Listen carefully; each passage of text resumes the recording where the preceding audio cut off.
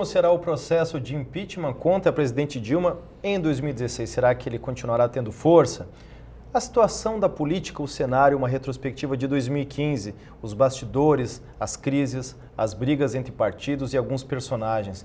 E também a indicação do ator brasileiro ao Prêmio de Globo de Ouro, ao mesmo tempo que muitas pessoas reclamam da falta de incentivo à produção do cinema local. Quem vai conversar conosco sobre essas temáticas é o professor José Maria Pereira, do curso de Economia e Ciências Econômicas aqui da instituição. Olá a todos. Tudo jóia, professor? Tudo bem. Professora Larissa Pereira, que não é parente, mas faz parte da bancada Pereira aqui no nosso programa do curso de Serviço Social. Tudo bem, professor? Boa tarde. Tudo tranquilo? À minha esquerda, o professor Lissandra Lanora, que é diretor da nossa incubadora tecnológica e também professor do curso de administração. Tudo bem, professor? Olá, tudo bem. E o professor Alexandre Macari, cada vez mais esbelto, né, professor Alexandre, do curso de História. Tudo tranquilo? Tudo jóia.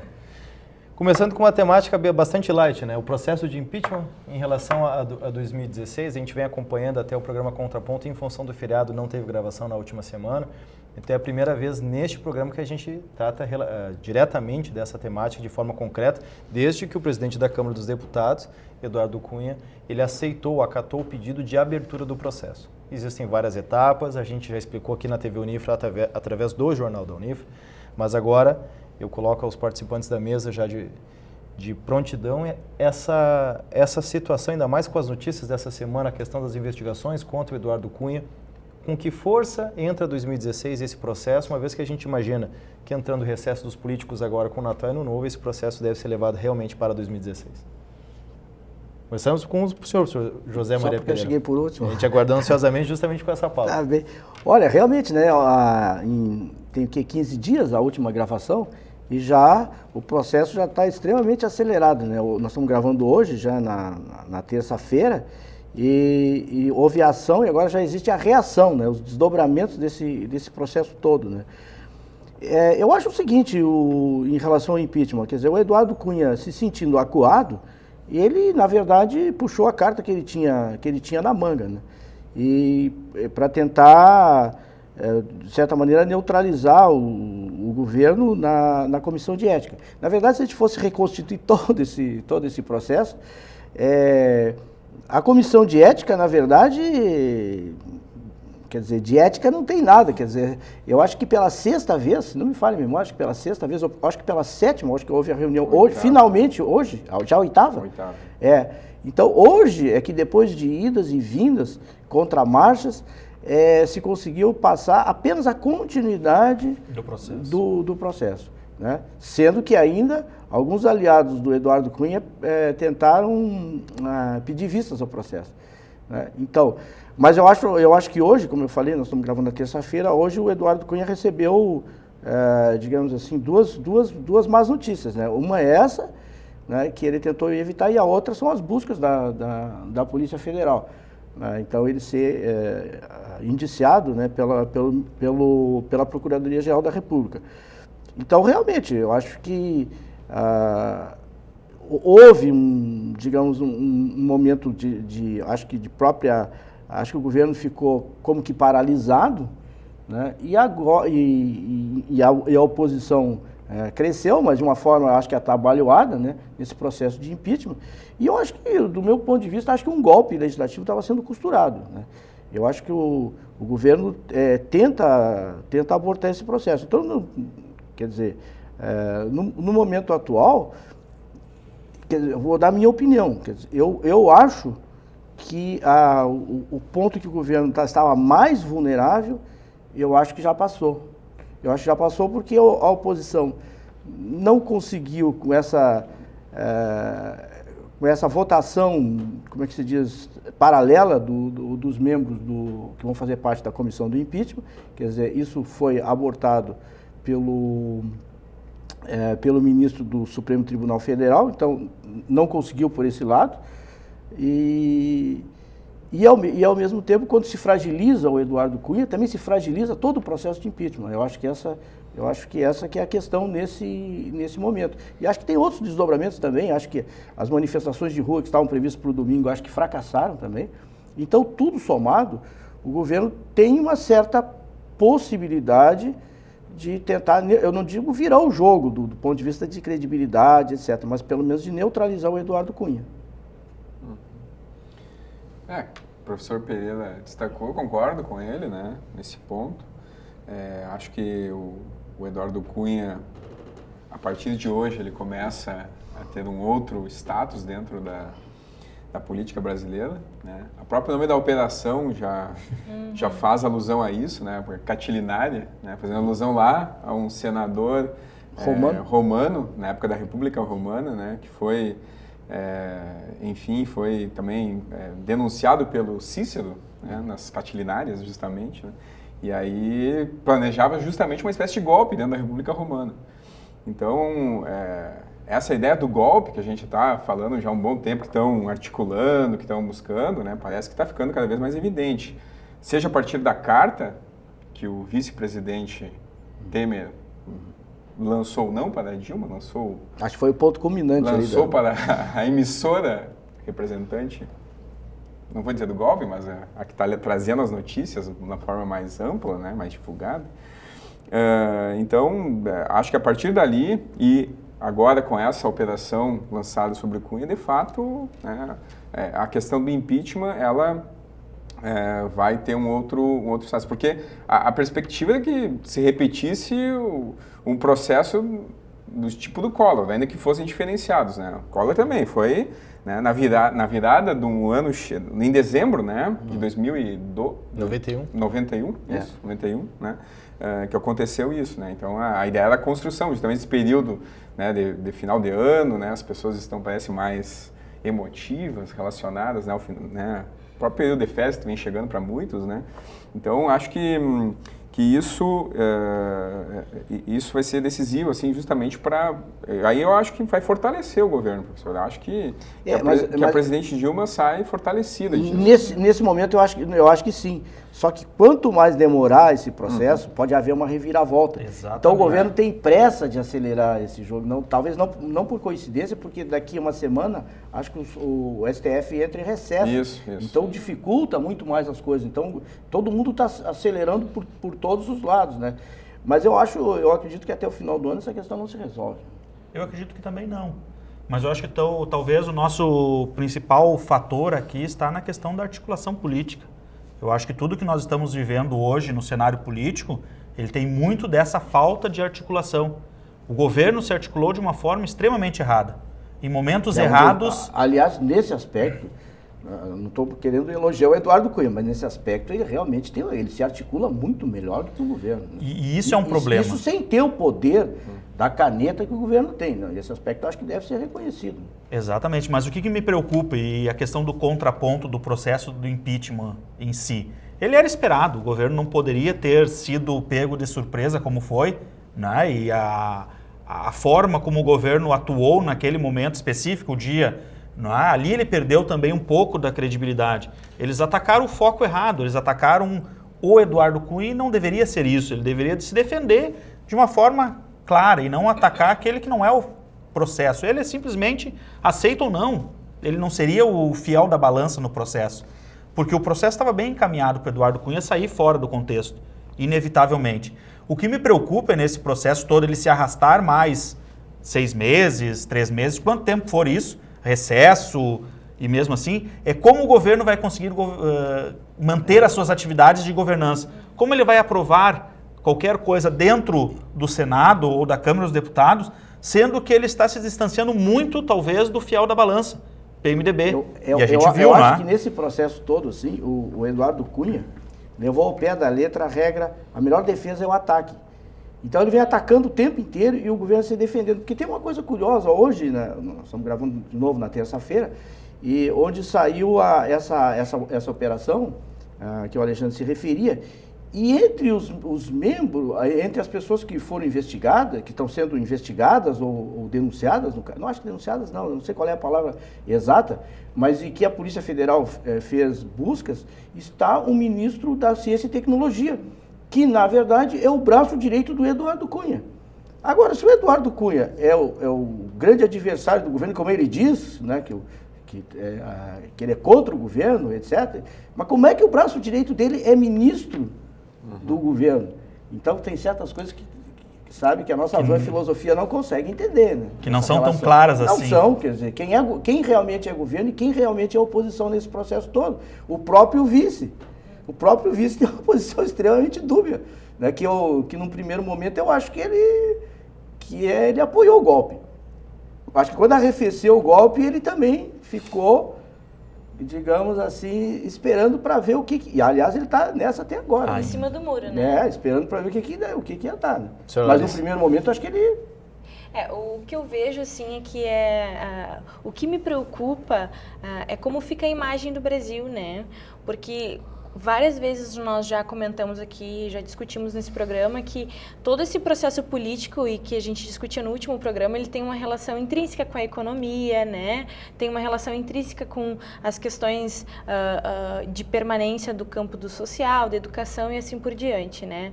Mas o que me preocupa também é como a população está recebendo isso, né?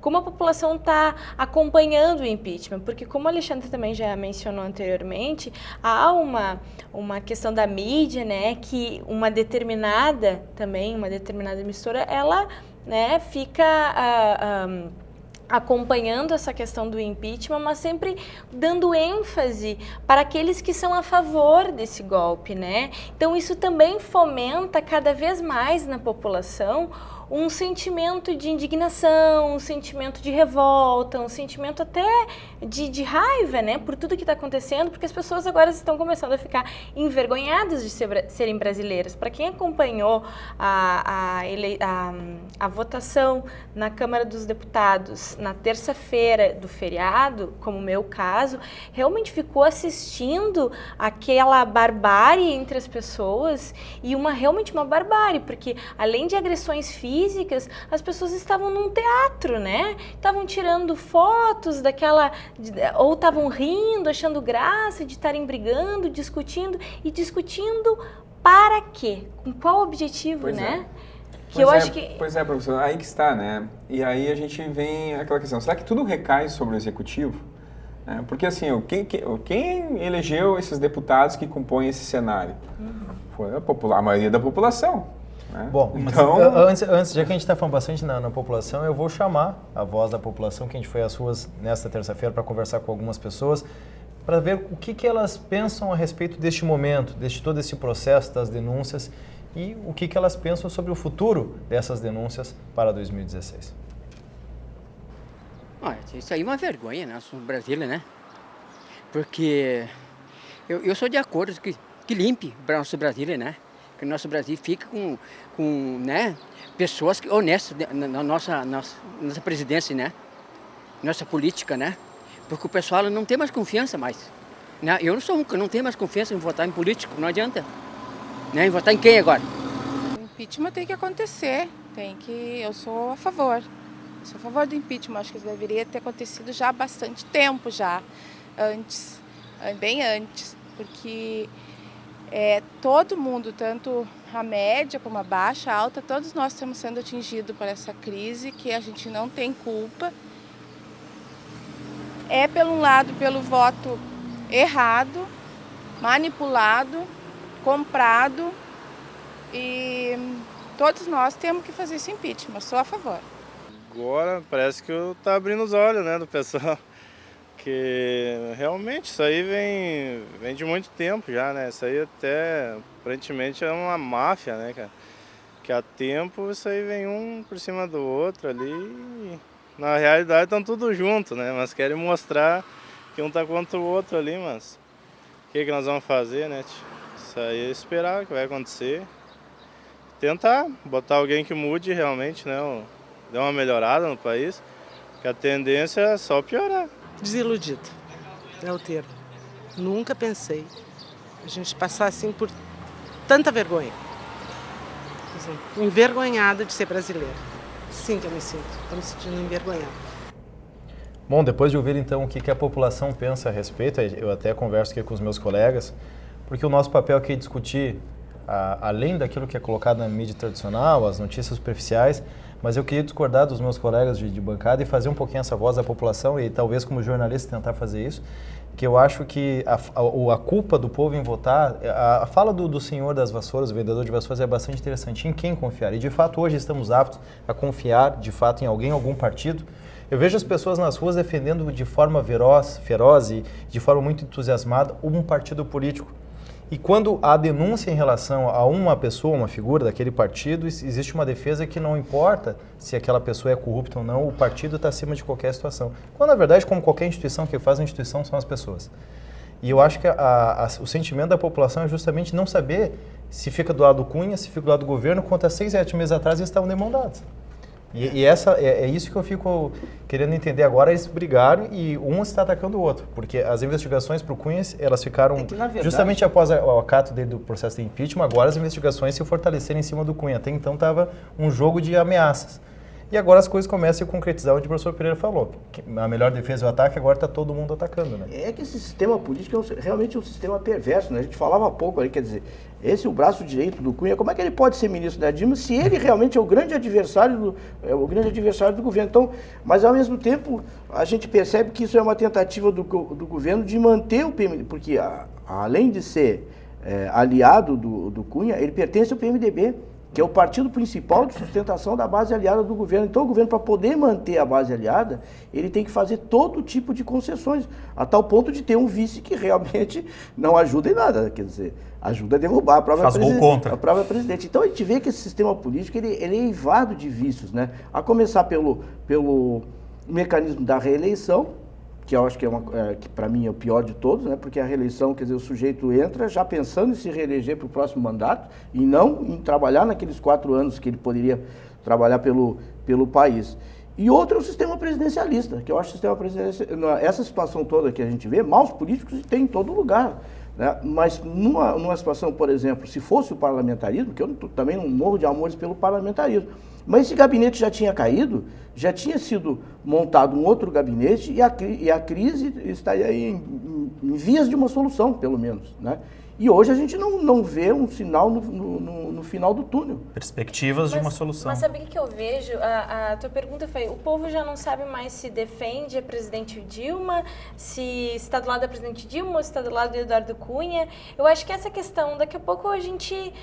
será que a gente tem que escolher agora um lado? Será que os dois lados não estão errando? Não, e não é mas isso? acho que a Será Dilma que tem que é ajudar revolta, eu acho que a Dilma tem que ajudar a si própria, porque realmente... Concordo, só que, e quanto a isso, assim, a minha crítica seria mais profunda, seria quem defende qualquer um dos dois lados nesse momento teria que fazer uma reflexão. Só que a discussão sim se concentra nas mídias e geralmente no discurso quem defende o Cunha é contra a Dilma e quem defende a Dilma é contra o Cunha. Se a gente for analisar a análise de discurso... Hoje polarizou, na verdade. É que o que a professora Leissa falou, eu concordo em partes, não é? Mas hoje o fator que leva a população a ter um desgosto com a política e com alguns políticos como a bandeira de briga e dizer a culpa é deste, tem a ver com as ações. O professor Marcari colocava lá a questão, será que é só culpa do administrativo, do executivo que fez as suas atividades? Infelizmente hoje o executivo é que chegou a esse ponto como está. E a gente sabe que toda a questão política ela foi potencializada por problemas administrativos. O governo federal gastou muito mais do que deveria ter gasto, isso é líquido e certo. 2014 foi colocado o dinheiro fora, que não deveria ter sido gasto da forma como deveria ser, e a população hoje percebe isso porque a população está pagando mais pela conta de energia elétrica, a população está pagando mais pelo combustível, alimentação e assim por diante. Tudo bem, professor, mas assim, a discussão que a gente está vendo no Legislativo é uma discussão em que a ética não existe. Em que há é uma esculhambação, na verdade. Mas é a ética deles, né? É a ética deles. Pô, mas é uma ética lá da época do faroeste, então... Ok, mas é a ética deles. Eu acho que a gente tem que discutir isso, pois entendeu? É, justamente. E nós permitimos que essa ética continue. Essa antiética. Romper com esses preceitos, eu acho. Entrando na provocação do Quintana, eu acho que a população está se lixando para o Eduardo Cunha e mesmo para a Dilma. A população quer resolver o problema do dia a dia dela. E é isso que ela não está encontrando, entendeu? Eu acho Uma que não luz. tem. Por isso que quando o pessoal que é o impeachment chama a população para a rua, a não ser que eles tenham algum interesse específico, eles não vão para a rua. Porque não é isso, tá? A questão é mais imediata, é no dia a dia. A gente está vendo a todo momento a situação. Agora eu vinha para cá, estava escutando no rádio o pessoal que, por exemplo, não recebeu o 13º no Estado. Então está tirando empréstimo no Banrisul. Aí chega do Banrisul, não consegue lá no caixa eletrônico tirar o empréstimo. Aí tem mecanismos lá que parece que tem uma certa idade. E aí, na verdade, tu fica pensando, bom, no final das contas, aí eu acho que essa questão aqui do Rio Grande do Sul não é muito diferente da pedalada da Dilma. Porque o governo, na verdade, está usando o Banrisul para pagar. Claro, do ponto de vista legal seria diferente, porque a pessoa está tomando um empréstimo que supostamente o governo não tem nada a ver com isso. Mas o governo vai cobrir o juro desse empréstimo depois, entendeu?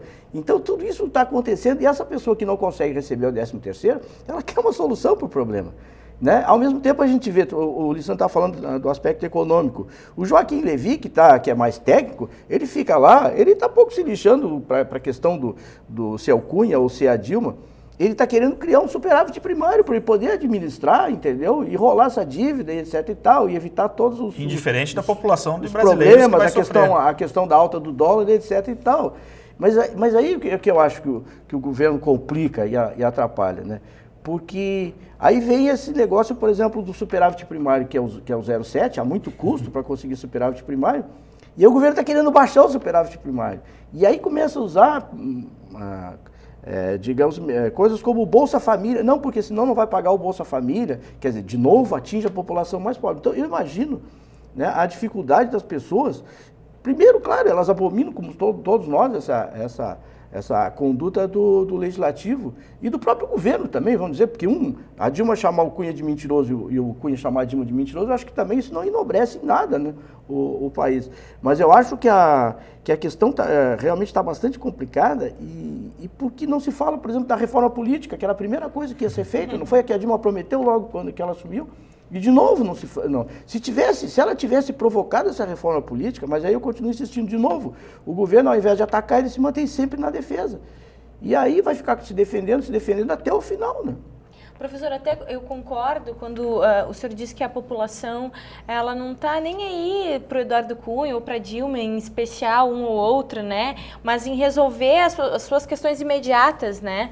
Mas, assim, o que a gente percebe conversando, e a própria enquete mostrou isso, o quanto as pessoas estão envergonhadas com isso, né? Eu acho que há uma sensação, assim, até de desalento da população. A população já não sabe mais para onde correr, para quem recorrer, né? Ou em quem confiar. Quer dizer, o ano que vem a gente vai ter eleições municipais e há uma descredibilidade em todas as nossas representações. Mas esses políticos, né? Quem são esses? A gente tem que pensar assim, parece que os políticos estão separados da população, como se a população fosse composta de toda a população é ética, moral e os nossos representantes não são. Alguma coisa está mal aí. Será que esses políticos não são uma representação ainda que dolorosa para todos nós, da própria população? Eu acho que tem que ser uma coisa muito mais profunda de se rever, porque essa questão da corrupção que está lá no Congresso tem no dia a dia também, no local de trabalho, em várias situações, que a pessoa acha que uma coisa pequena não tem importância.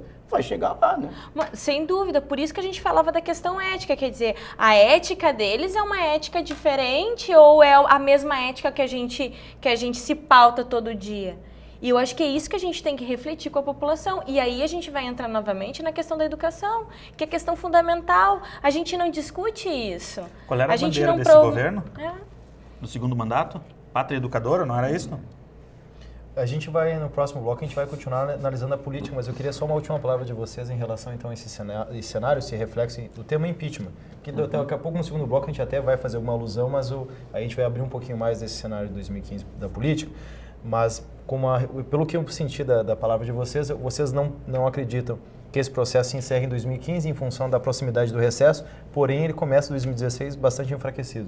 Eu acho que ele perdeu, na minha opinião, acho que ele perdeu força nesse momento, mas a gente não sabe, tem outras variáveis interagindo aí, entre elas a própria posição da Dilma, né? A presidente Dilma, que ela atrapalha um bocado esse processo, né? E também os seus ministros, né? E ela se comporta meio como que autista, entendeu? O circo pegando fogo em Brasília, ela vai lá para Roraima inaugurar uma escola, ou Minha Casa Minha Vida, quer dizer, isso parece extremamente preocupante, né? Quando ela se ausenta, realmente acontecem nos bastidores, eu acho que isso é uma coisa perigosa. E o outro caminho também perigoso é o ex-presidente Lula, né? Que também o cerco está se fechando em torno dele, né? Com o Burlai, né? O pecuarista, que realmente é inacreditável. Ele tirou 12 milhões de reais de um empréstimo e doou ao presidente Lula e não recebeu ao PT, e não recebeu absolutamente nada em troca. Quer dizer, vai ser generoso assim, né, lá longe. Eu acho que a primeira temporada desse seriado aí acabou, né? Então vamos aguardar a segunda temporada, que vem com esses fatos novos, de repente novos personagens que foram coadjuvantes nesse ano, né? Não, mas brincadeiras à parte, de fato, eu ainda acredito que as movimentações do PMDB foram tão mais confusas do que a do PT, que isso fortaleceu o governo. Vai ter o efeito Delcídio ainda, que vai aparecer o ano que vem. Bom. Logo que ele for libertado. Bom.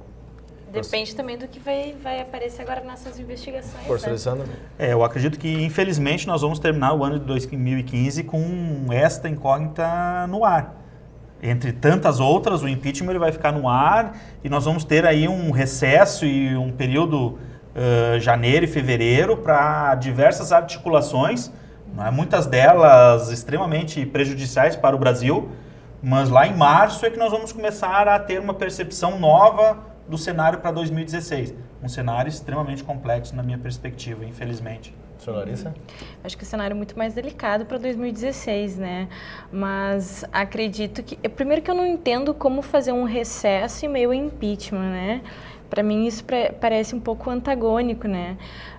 Mas eu acho que a gente tem que aguardar, mas me parece extremamente perigoso, né? Porque enfraquece ainda mais o Brasil se prorrogando essa questão do impeachment.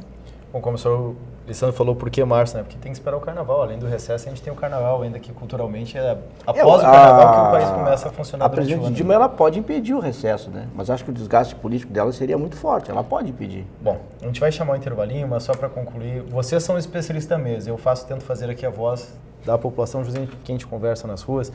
Eu acho que o sentimento da maioria das pessoas que são apartidárias, como é o meu caso, é independente do impeachment, se a corrupção de fato vai acabar, se a seriedade vai ser tomada nas atitudes da política, porque hoje a credibilidade está complicada em relação a qualquer partido, em relação a qualquer líder, porque a gente sabe que existe nos bastidores uma série de jogos de interesses, de arrumações que não interessam à população, e sim a manutenção do poder, mas infelizmente é assim que a política brasileira funciona atualmente. A gente vai para um breve intervalo, em seguida voltamos a discutir a política brasileira em 2015, não sai daí.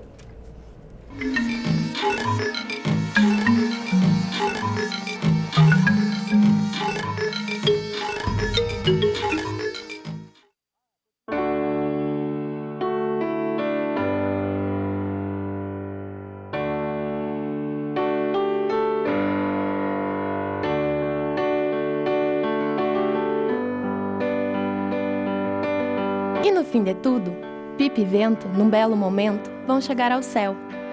Assim como a pipa precisa do vento para voar, a Estação dos Ventos precisa de você. Colabore! Há 60 anos, o Centro Universitário Franciscano foi a instituição pioneira a implementar o ensino superior em Santa Maria e na região central do estado, com as licenciaturas e a formação de enfermeiros. Hoje, oferece 33 cursos de graduação, além dos cursos de especialização, mestrado e doutorado, se tornando referência na formação de profissionais de qualidade para o mercado de trabalho, transformando sonhos em oportunidade. Centro Universitário Franciscano, uma universidade para suas aspirações.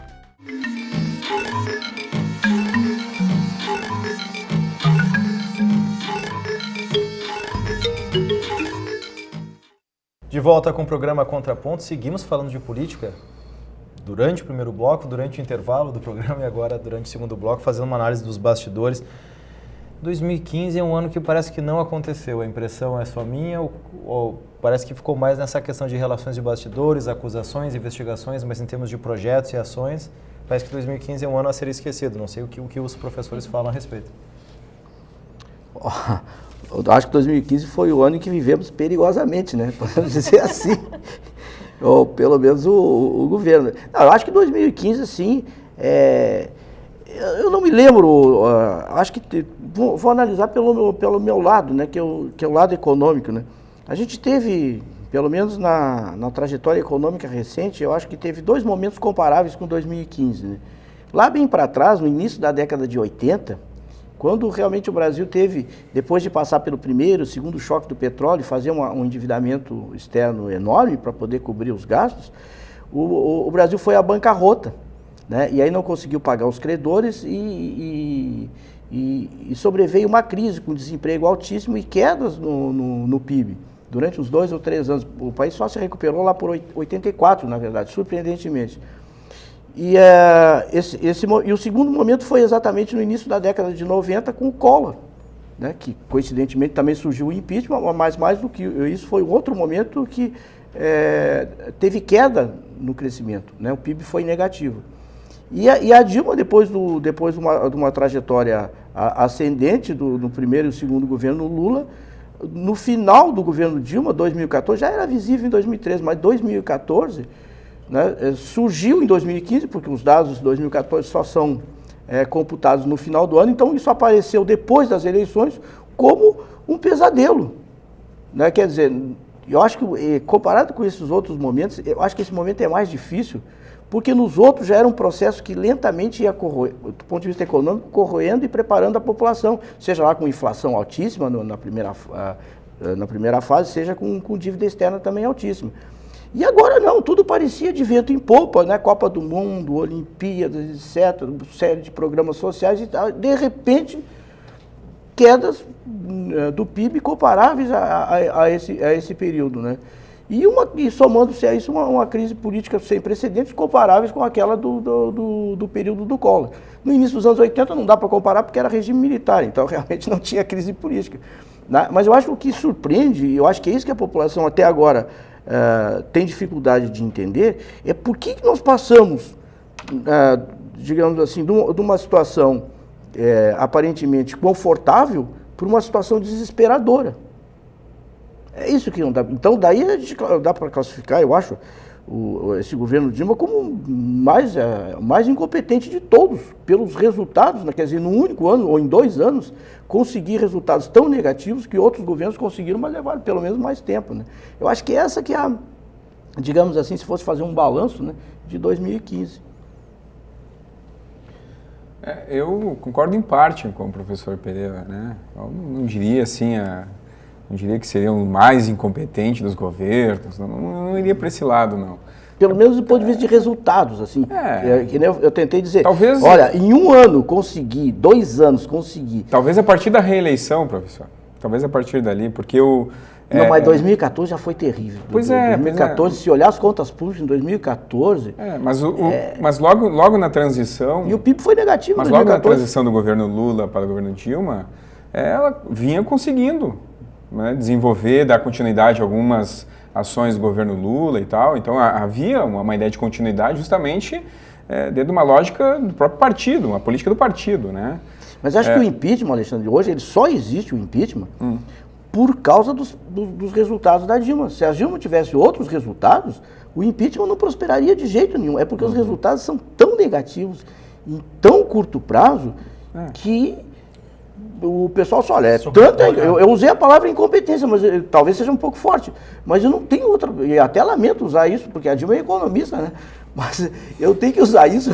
E ela, uma colega nossa, mas os resultados da Dilma realmente, olha, não sei se são os piores. Claro, se a gente pegar tu é historiador, vai pegar uma trajetória muito maior, né? E a gente já teve de tudo, óbvio, que já tivemos de tudo. Mas, digamos assim, na economia contemporânea, podemos dizer que realmente, se nós formos comparar a Dilma com o Fernando Henrique Cardoso, com o Lula e com o Collor, o governo dela só se parece com o do Collor. Daí o impeachment, por isso essa relação. Tu viu que ele chamou a presidente Dilma de colega e não de companheira, né? É verdade, né? Professor Macari, por gentileza. Mas então, né, acho que de fato o cenário em 2015 é drástico, assim, muita discussão, muito bate-boca, mais do que discussão, né, entre questões políticas, entre políticos, alguns que tinham um certo know-how histórico dentro da política, porque muitos dos que estão ali já estão na 6ª reeleição, 7ª reeleição, não são jovens, né, no sentido político. E também aquilo que nós falávamos também do fortalecimento de uma bancada mais conservadora, né, que assumiu, né, de certa forma, os ditames dessa política no legislativo.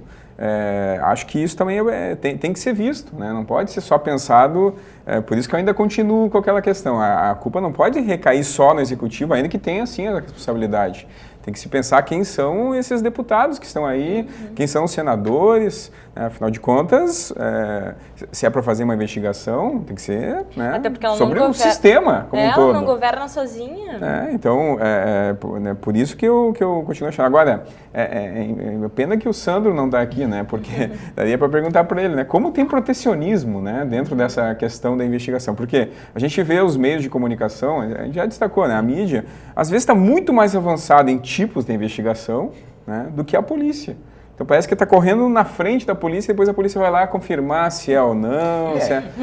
Eu acho que em relação ao Eduardo Cunha, por exemplo, o que foi feito hoje, né, quer dizer, a Polícia Federal bateu na casa dele 6 horas da manhã. 6 da manhã. E 6 horas da manhã ele estava acordado. Eu não vou dizer isso. Eu quase me escapou aqui, esperando a Polícia Federal. Porque será que realmente, né, não teve assim alguém que assoprou no ouvido dele que o pessoal ia fazer uma visitinha? Porque 6 horas da manhã, o sujeito acordar 6 horas da manhã, ainda mais dormindo tarde, porque a gente vê as sessões lá da Câmara dos Deputados, termina meia-noite, 1 hora da manhã, o cara levanta 6 horas. Eu não vejo, professor, desculpa, mas eu vejo seriados de televisão. Não, mas a gente vê, às vezes, nos telejornais que terminam tarde as sessões. Né? Não, dá para suspeitar, porque eu acho que no Brasil tem vazamento de informação para todo canto, entendeu? E eu duvido que o Eduardo Cunha, já há meses que esse negócio já vai não preparou rolando. Os documentos? Óbvio, eu acho que os caras levaram, talvez, alguma coisa comprometedora numa outra direção, assim, mas em relação a dinheiro, acho que não encontraram. Imagina que no Brasil a suspeita de vazar informações, parece que assim, é normal. Lógico, mas que a gente naturaliza isso, né? Mas não tem um japonês lá que tá, até saiu uma marchinha de carnaval agora, que ficou famoso, foi ele que supostamente vazou a delação premiada do Cerveró. Esse japonês, que é da Polícia Federal, e aparece várias vezes ele levando o pessoal preso e tudo mais. Protegendo. Mas então, quer dizer... Ele falou interessante, por exemplo, vocês fizeram menção à mídia, com mais uma vez de forma negativa no bloco anterior, mas, por exemplo... Mas dessa vez não fui eu. O caso... Não, mas acho que não existe uma exceção na mesa, então não há problema, né? O caso do pecuarista José Carlos Bunlai. A mídia anunciou primeiro a relação dele com o ex-presidente Lula, a relação dele com o Partido dos Trabalhadores. Notícia essa que foi negada de forma veemente, tanto pelo partido, quanto pelo pecuarista, quanto pelo ex-presidente Lula. Qual é a notícia dessa semana? De fato, ele confessou em relação à delação premiada, em relação à redução da pena, que ele doou, aí foi aquilo que o professor José Maria Pereira falou no bloco anterior, que ele doou os 12 milhões para o partido. Ele pediu para refazer o depoimento dele. Eu acho que com essas delações premiadas, cruzadas, ele ia cair em contradição. Então, ele pediu para refazer e, em refazendo, ele admitiu que realmente ele tirou um empréstimo. E aí um banco, nome estranho, esse banco acabou, ele contraiu esse empréstimo nesse banco, né? E esse banco, num determinado momento, perdoou a dívida, alguma coisa mais ou menos assim, né? Ou ele pagou, aí não... Agora, só no Brasil, claro, né? E não recebeu. Então, por isso que chama atenção essa situação. A mídia ela está à frente das investigações e muitas notícias se confirmam. Vou fazer uma leitura um pouquinho diferente desse cenário. Será que, e aí é uma leitura pessoal, será que esse vazamento não é um indutor para que se possa fazer a investigação? Será que também não tem um encaminhamento processual? Bom, a mídia está falando, bom, agora nós temos que dar a resposta, porque nós temos algumas figuras aqui, se não é a mídia estar em foco, indiferente de ser a mídia coerente ou não, de ter ideologias e direcionadores. Será que também não é um encaminhamento da própria polícia para também ter força? Porque a gente vê algumas figuras que estão entrando no processo. Eu acho que a dificuldade é a prova, porque, por exemplo, a mídia levanta a partir de entrevistas, geralmente o off, né, que se usa muito. Então a pessoa denuncia, quer dizer, a mídia tem a informação, mas ela não tem a prova. Então a Polícia Federal tem que chegar na prova para poder acusar. Então eu acho que esse aqui é o processo que é mais levado. O caso do Burlai mesmo é esse. Quer dizer, ele tirou 12 milhões de um empréstimo de um banco. Aí ele repassou isso para o tesoureiro, Delúbio, né? Passou para o tesoureiro do PT. Aí disse que não, né? Agora ele disse que sim. Não se sabe muito bem como é que esse dinheiro voltou. Uma coisa é certa, o PT não pagou esse empréstimo, né? E ao mesmo tempo ele tinha interesses em contratos, né, de navio sonda, coisa parecida, que ele acabou vencendo esses contratos. Então, quer dizer, fica mais ou menos essa suspeita, né? É claro, a gente intuitivamente, uma mão lava a outra, quer dizer, não pagou o empréstimo, mas conseguiu muito mais lá na Petrobras. Mas como provar isso? Eu acho que essa questão que nós estamos tratando agora no segundo bloco, a questão dos bastidores aí, e eu não vejo talvez um outro encaminhamento mais ético e coerente, é de algum momento a gente fazer uma grande renovação de todo o processo político. Eu acho que mais do que nunca, talvez, o melhor ponto positivo de tudo que está acontecendo é nós conseguirmos mudar a nossa realidade política. Por isso tem que ter uma reforma política. Atores e processos, procedimentos. Porque nós não temos mais como viver como um país que gostaria de ser primeiro mundo, não é? Crescimento, participando de um grande bloco aí, que é o BRICS e assim por diante. Nós continuarmos sofrendo momentos como foi 2015, onde os bastidores da política predominaram, em detrimento da boa gestão, em detrimento de ações coerentes. Enquanto tiver reeleição, não estou dizendo que reeleição vai resolver todos os problemas, mas vai minimizar um bocado. Pelo menos o cara não fica lá 30 anos, por exemplo, no Senado, que, claro, ele vai criar uma série de vínculos e isso facilita a corrupção. Pelo menos se o sujeito é novo, entrou pela primeira vez, até que ele pegue pé dos caminhos da corrupção, vai demorar mais um pouco. Mas olha o nosso cenário estadual. Eu estou já raciocinando assim do menos pior. Mas assim, daí a gente volta novamente na questão dos interesses, né, professor? Isso é interesse? Né? Isso é interesse. Não, é interesse de quem? Não, eu acho que é interesse do povo, claro. É interesse do povo, mas não das pessoas que vão fazer com que esse encaminhamento. E também interesse daqueles que não enriqueceram com a política ainda, né? Mas que são poucos, né, professor? Porque o que claro, porque os que estão ricos, na verdade, eles não largam o osso de jeito nenhum, entendeu? Vão se ficar reelegendo e colocando dinheiro. Carreira, né? Exatamente. Carreira. Por isso eu acho que a reeleição é um mecanismo extremamente perverso. E uma questão assim, a gente falava sobre os bastidores da política, né? E a gente falava também sobre a questão do desgosto que a população sente, né? A população está cansada de assistir noticiário e só vê isso, entendeu? Aparece todos os dias. Daí a gente diz, mas a população não acompanha. Até é difícil da gente conseguir acompanhar, porque todo dia aparece um nome novo, né? É uma figura nova que aparece dentro de uma nova investigação com um novo nome, só que a investigação anterior não deu resultado ainda. Quer dizer, então, sempre é um nome novo e a gente sabe que 2016 vai ser bem pior, a situação do desemprego vai aumentar, né? Então, a população não consegue, que era isso que eu falava anteriormente, ela não tem para onde recorrer. Ela não tem mais não tem mais alternativa. Daí eu vou trazer um pouquinho para o meu campo também, no campo da assistência social. A gente vê que esse ano teve várias conferências, né? Conferência da saúde, conferência da educação, conferência da assistência social. E em todas as conferências que vão a âmbito municipal, estadual e nacional, foram discutidas políticas públicas e que são discutidas localmente todo ano, mas que as pessoas estão cada vez mais perplexas porque não estão conseguindo encontrar alternativa, solução, porque não tem orçamento. Mas é com isso que a oposição conta. O que a oposição quer? Ela quer esticar esse prazo. Quanto mais esticar esse prazo, maior a insatisfação da população. E se ela conseguir multiplicar isso e ter alguma repercussão nas ruas, isso é um processo que começa, e a gente viu lá, começou com o Collor e também pode, quer dizer, então a oposição exatamente conta com isso. A oposição conta que quanto pior, melhor. Entendeu? Quanto maior a insatisfação, porque realmente eu acho que passado 2016, esse mesmo clima de 2015, eu acho que aí tudo pode acontecer, inclusive o impeachment. Bom, só para a gente ter uma ideia, senhora, só na última semana, as notícias que circularam quando a gente fala em bastidores para encerrar esse bloco, foi essa notícia, a confissão do José Carlos Bunlai em relação à doação ao partido, ao Partido dos Trabalhadores em 12 milhões de reais, a força-tarefa das Zelotes, que vai intimar o ex-presidente Lula para falar sobre a suposta compra das medidas provisórias, o ministro do Supremo Tribunal Federal que autorizou a transferência do Delcídio para quartel da Polícia Militar no Distrito Federal, o Delcídio, que era o líder do Partido dos Trabalhadores no Senado, a relação do PT e PMDB desgastada em relação principalmente na figura do vice-presidente Michel Temer e a presidente da República Dilma Rousseff, a relação do Cunha e Renan Calheiros, nada mais que presidente da Câmara dos Deputados e presidente do Senado, que também estão sendo investigados, embora o Cunha nesse momento está em maior evidência, e também o relator do orçamento que diz que manterá corte de 10 bilhões de reais no Bolsa Família. Só as notícias de bastidores que é para a população ficar acompanhando esse emaranhado de notícias e investigações. E essa notícia do Bolsa Família, aí o deputado Paulo Pimenta está propondo uma emenda no orçamento para deduzir esses 10 milhões do superávit primário. 10 bilhões, exatamente, desculpa, do superávit primário.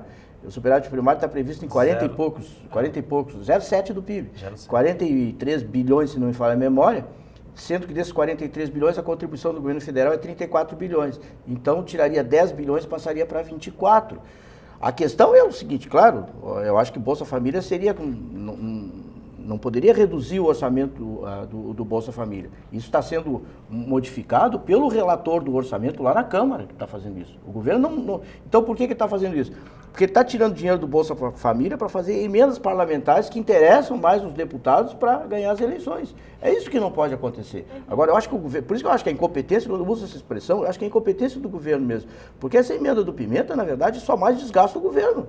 O governo, entendeu, não pode deixar alterar o orçamento, ele tem que usar a base aliada para não alterar o orçamento, e não mexer no orçamento. Porque quando ele faz isso, reduzindo o superávit primário, primeiro, balança o ministro da Fazenda, que toda hora ameaça pedir demissão. E se ele pede demissão, o cenário fica pior ainda do que já ficou. E tem que realmente ter algum superávit primário, porque senão o governo não consegue pagar a dívida. Então, acho que a batalha que o governo está perdendo é lá no Congresso. Porque a base aliada não está servindo de nada. Então o governo, quer dizer, perde lá e vai ajustar por aqui, inviabilizando a gestão econômica. Eu acho que esse é que é o grande problema. Mas uma base aliada que vota contra. Pois né? Então não tem nada de aliada, né? Ou seja, o que fez parte de 2015 dos bastidores que a gente vê conversando nesse bloco, o que só nos entristece. E é complicado. Quando a gente falou de política, 2015 foi um ano pesado. Faltou pautas positivas esse ano. Larissa, quem tem o Michel Temer como aliado, você acha que precisa de inimigos? Bom, mas foi uma carta de amor aquilo. Ele telefonou para o presidente no dia do aniversário, todo mundo aqui. Olha, para mim, a culpa é que nem que os romances da Agatha Christie, a culpa é sempre do mordomo, entendeu? Porque ele tem uma cara de mordomo. Tem ou não tem? Se o contrário, porque o senhor larga sempre uma boa frase para encerrar o bloco, o senhor larga mais uma e mais uma. Esse bloco já está estourado há algum tempo já, a gente volta no próximo bloco para falar um pouquinho sobre a boa notícia da indicação de um ator brasileiro ao Globo de Ouro, ao mesmo tempo que muitas pessoas reclamam da falta de incentivo e espaço para o cinema brasileiro. Voltamos em instantes.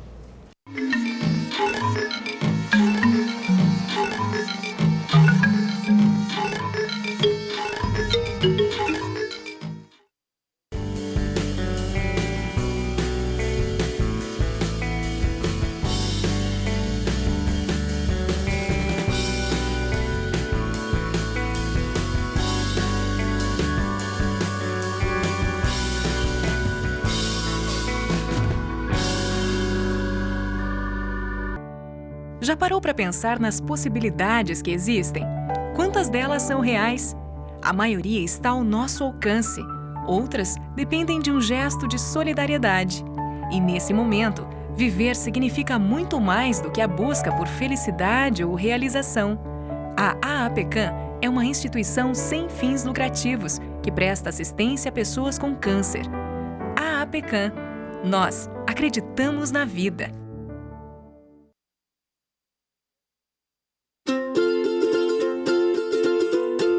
Sua família pode fazer parte da realeza.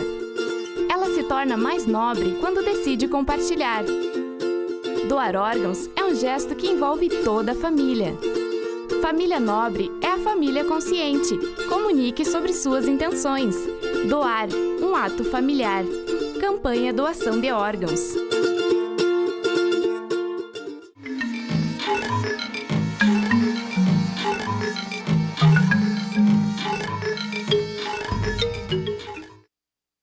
Depois de tanta discussão de política, de bastidores, de processo de impeachment, chegou a hora de a gente ter uma pauta um pouquinho mais light, mas não menos importante em relação à cultura brasileira, em relação ao cinema, com os nossos professores José Maria Pereira, professor Alessandro Alanor e Alexandre Macari, e não mais com a professora Larissa Pereira, que teve que se ausentar neste último bloco de gravação do programa Contraponto. A boa notícia é a indicação do Wagner Moura ao Globo de Ouro pela atuação no seriado Narcos, onde ele interpreta o Pablo Escobar, né, que era um dos líderes do tráfico de drogas da Colômbia, e o Wagner Moura foi indicado ao Globo de Ouro. E, ao mesmo tempo, existe uma grande reclamação das indústrias de cinema brasileiro, principalmente as indústrias independentes, que não há espaço nas bilheterias e nem divulgação desse material que é produzido no país. E eu estendo vocês essa pauta, a gente tem um tempo um pouquinho mais reduzido, mas para saber se o que a gente faz é reconhecido apenas no exterior com essa indicação, qual é o problema desse momento do cinema nacional, professor Macari?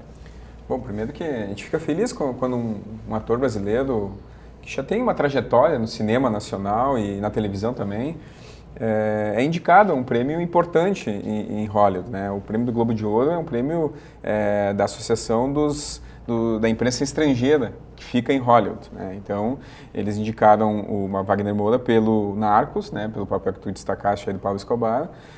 E claro que é um seriado feito para televisão, não é exatamente para o cinema, né? Tem uma outra dinâmica.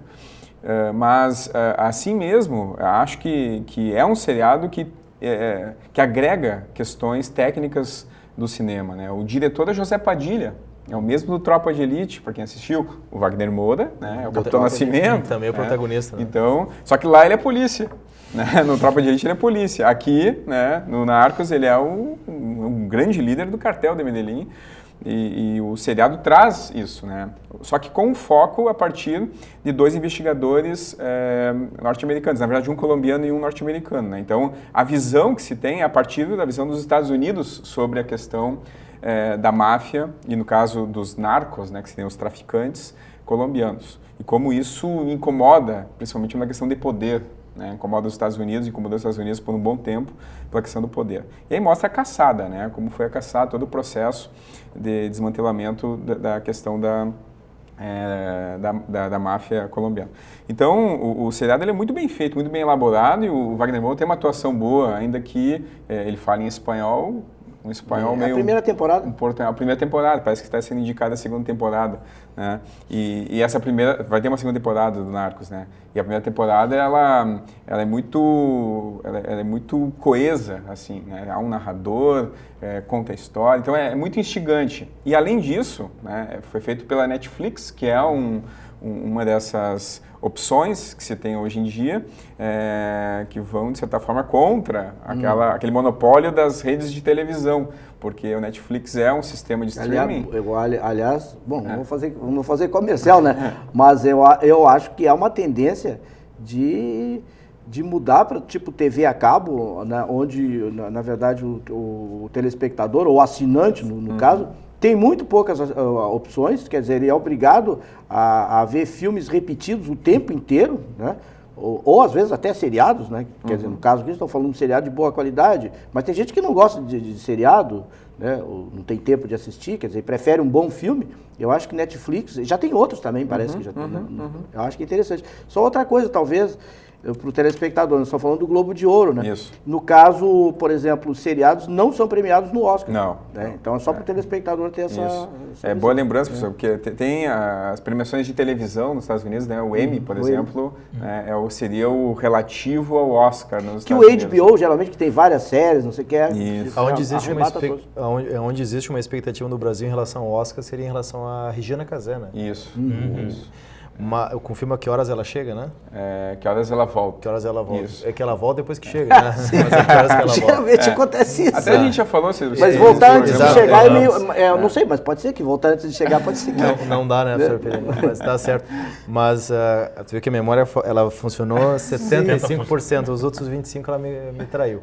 Mas ainda em relação a essa contradição do que é produzido, porque se fala muito mal do que é produzido no Brasil. O Brasil nunca conseguiu um Oscar. Aí a gente poderia fazer uma outra discussão em relação à credibilidade da premiação da academia. Agora só chama a atenção assim, que realmente os atores brasileiros, os diretores brasileiros estão fazendo sucesso lá fora, né? Quer dizer, eles estão, de certa maneira, criando um mercado de trabalho. Acho que se vai o diretor, por exemplo, o Fernando Meirelles, vai o Padilha, eles vão levar o iluminador, sei lá, às vezes até roteirista. Roteirista acho que não, né? Porque Hollywood roteirista sim, teve roteirista. É difícil.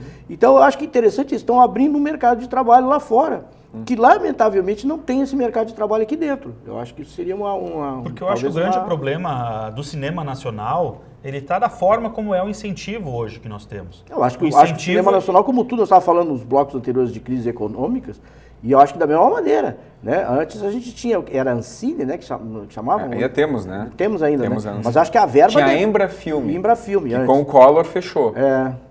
Eu acho, mas a questão é para onde esse recurso vai ser destinado. Nós estamos vendo aí a emergência de novas tecnologias. Só não pode ir para o Guilherme Fontes, né? Guilherme Fontes, que aliás agora lançou, né? O e Chateau. Parece que não é tão ruim. Não, diz que é bom. Eu tinha até falado mal dele no programa aqui, mas parece que não é tão ruim o filme. Acho que tem pessoal... Quantos anos demorou? 19 anos? 20? 20 anos praticamente para fazer o filme. Porque ele pegou o dinheiro, né?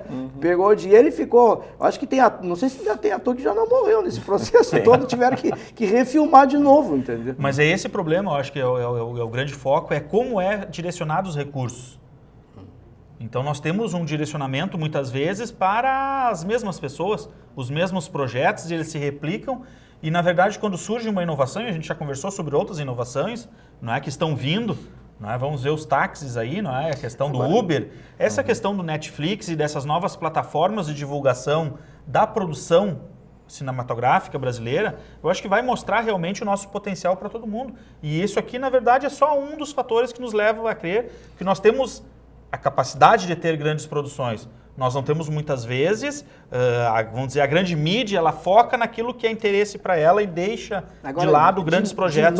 Acho que de novo é o sistema político, né? Porque o sistema político do jeito que a gente tem, quer dizer, os ministérios, com partidos com ideologias completamente diferentes, ele tem um projeto diferente o governo não tem um projeto de cultura, porque o ministro de cultura é aquele que sobrou ou que foi indicado pelo PMDB, eventualmente, ou por um outro partido, às vezes partido até menores da base do governo. Entendeu? Então como é que tu vai ter uma política do cinema nacional desse jeito? Então vira e mexe, a gente volta pro sistema político, né, mal feito que nós temos. Né? E até acho que assim, mais do que é importante essa questão que o Alessandro fala do investimento, né, mas a distribuição. Né, porque os filmes, boa parte dos filmes que são produzidos no Brasil, eles não chegam ao cinema. E essa é a grande reclamação. Essa é a grande questão. Mas também eu acho que tem outra coisa, Alexandre, antes disso. Mesmo tendo lei mas aí a tecnologia ajuda. Eu acho que tem a questão que ele falou do investimento, mas quando o Lisandro está falando sempre pensando em investimento público, porque aqui no Brasil a gente sempre pensa isso, né? Quem é que tem que financiar? É o Estado, entendeu? Cultura é uma coisa que não interessa o capital privado. Em outros países não é assim. Não. Então a gente porque tem um retorno. Tem uma indústria. Tem uma indústria. Tem um cinema. Hollywood dos grandes estúdios não existe mais. É produção independente, quer dizer, são estúdios independentes. Tem grandes estúdios. Tem, mas esses grandes estúdios, eles são distribuidores. Tem várias ramificações. Não, eles se associam, mas a maior parte do que eu vejo de filmes, tanto que tem... Essa sessão está encerrada. Estourou o horário. Infelizmente, eu sou o chato do programa, tem que encerrar. Viu como dá contraponto no trabalho de cinema? Vamos ter que trazer de novo esse tema. Vamos trazer de novo aqui. Maravilha. Professores, muito obrigado pela participação de todos. Nós voltamos na próxima semana. Um abraço. Tchau.